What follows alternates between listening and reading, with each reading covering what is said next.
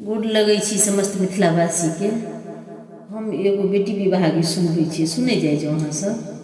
हमर गीत नीक लगे ना तो हमरा चैनल के लाइक शेयर सब्सक्राइब कऽ देबै। अरही रे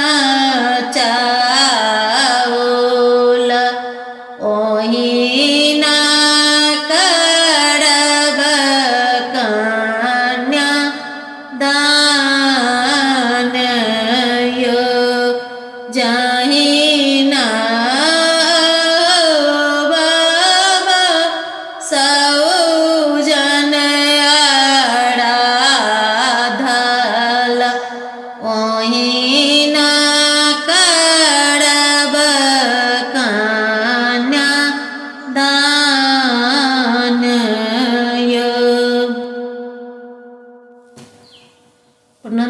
मिथिलावासी के हम एगो बेटी विवाह गीत सुनबै छी, सुनै जाइ जाउ। अहाँ सबके जँ हमर गीत नीक लगै हमरा चैनल के लाइक शेयर सब्सक्राइब करबै। जही बन बाबा से कियो नहीं डोलाई, ताही बोन करै छबिया जही बोन बाबा से कियो नहीं डोलै छाई, ताही बोन करै छबिया किए फल खेबै किए फल संजोगबै, केकरा देखी बनबै राजा हे। किए फल खेबै किए फल संजोगबै,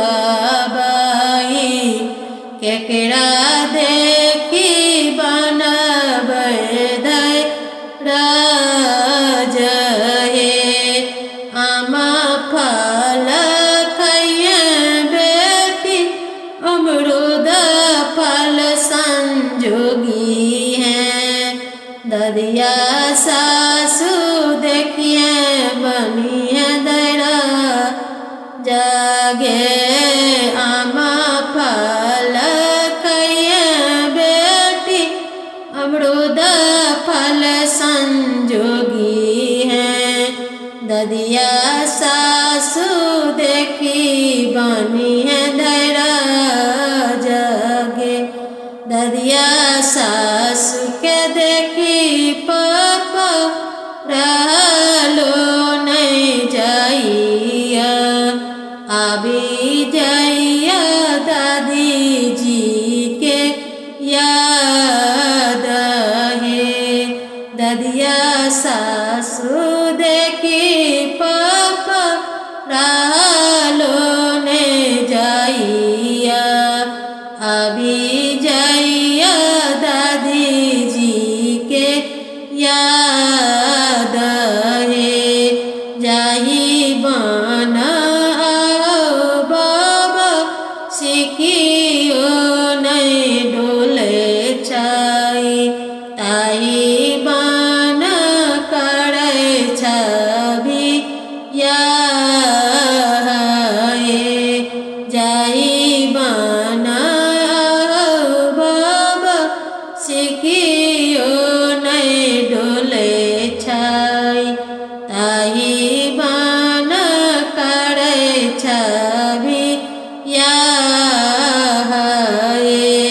किए फल खेबै हम किए फल संजोगबै,